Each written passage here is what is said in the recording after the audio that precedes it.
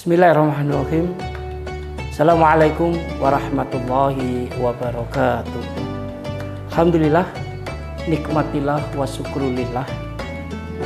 Marilah kita di dalam hidup ini selalu mensyukuri nikmat-nikmat yang diberikan Allah kepada kita. Dengan semakin kita mensyukuri nikmat Allah, maka dalam hidup kita ini selalu ditambah kenikmatan-kenikmatan itu oleh Allah Subhanahu wa Ta'ala. Salawat dan salam kita berikan pada junjungan kita Nabi besar Muhammad Sallallahu Alaihi Wasallam. Kalau kita melihat dalam salah satu firman Allah Subhanahu wa Ta'ala dalam surat Al-Baqarah, yang dimana kita semua selalu mengingat dan kita selalu hafal, anak-anak kita pun juga hafal, yang bunyinya adalah ya ayyuhalladzina amanu kutiba alaikumusiyam kama kutiba alal ladzina min qablikum la'allakum tattaqun. Di situ dijelaskan bahwa hai orang-orang yang beriman, kata-kata orang-orang yang beriman itu menunjukkan bahwa kita ini dipanggil oleh Allah. Orang-orang yang beriman bukan sembarang manusia, tapi orang-orang yang beriman. Bukan dikatakan ya ayyuhan nas, tapi di situ ditekankan kepada orang-orang yang beriman. Untuk apa kita dipanggil oleh Allah? Di situ dikatakan kutiba alaikumusiyam, yaitu diwajibkan atas kalian untuk berpuasa. Jadi ada kata-kata wajib di sini, itu menunjukkan kalau kita lakukan maka kita akan dapat pahala. Tapi kalau kita tinggalkan maka kita akan berdosa. Di dalam hal firman Allah itu yang terakhir dikatakan la'allakum tattaqun, agar kalian bertakwa. Nah, la'allakum tattaqun atau agar kalian bertakwa ini itu menunjukkan bahwa hikmah daripada orang berpuasa itu adalah melahirkan ketakwaan pada diri orang-orang yang berpuasa tersebut.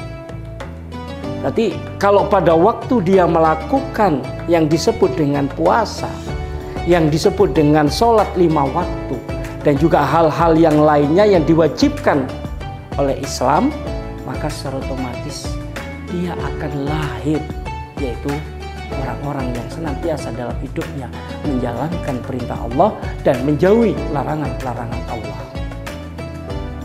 Pemirsa dakwah Sulsel yang insyaallah dirahmati dan diridhoi Allah Azza wa Jalla.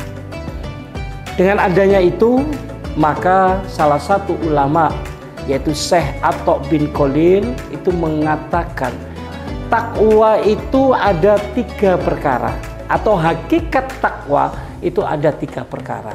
Pertama adalah takut kepada Allah, kedua adalah taat pada Allah dan Rasulnya, dan yang ketiga adalah menyiapkan diri untuk hari kiamat. Jadi di sini orang-orang yang bertakwa itu memang dalam hidupnya itu harus takut pada Allah. Dia tidak mau dan dia takut kalau dia melanggar perintah Allah. Kalau andaikan dia dalam hidupnya selalu menjalankan yang disebut dengan perintah-perintah Allah dan menjauhi larangannya, maka dia akan bahagia fid dunya wal akhirah. Di dalam salah satu kitab Taisirul Kholaq, di situ dijelaskan bahwa hadiah bagi orang-orang yang bertakwa itu adalah dia akan diberikan kemenangan yang dalam hal 2 kehidupan.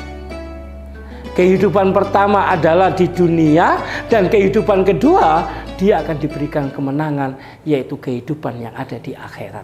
Berarti dia ini hidup di dunia ini dia akan diberikan kemenangan oleh Allah. Kenapa? Karena dia selalu yaitu menjalankan perintah-perintah Allah dan dia menjauhi larangan-larangan Allah. Dari hasil itu maka dia kelak pada waktu dia di akhirat dia juga akan diberikan kemenangan oleh Allah Subhanahu wa Ta'ala.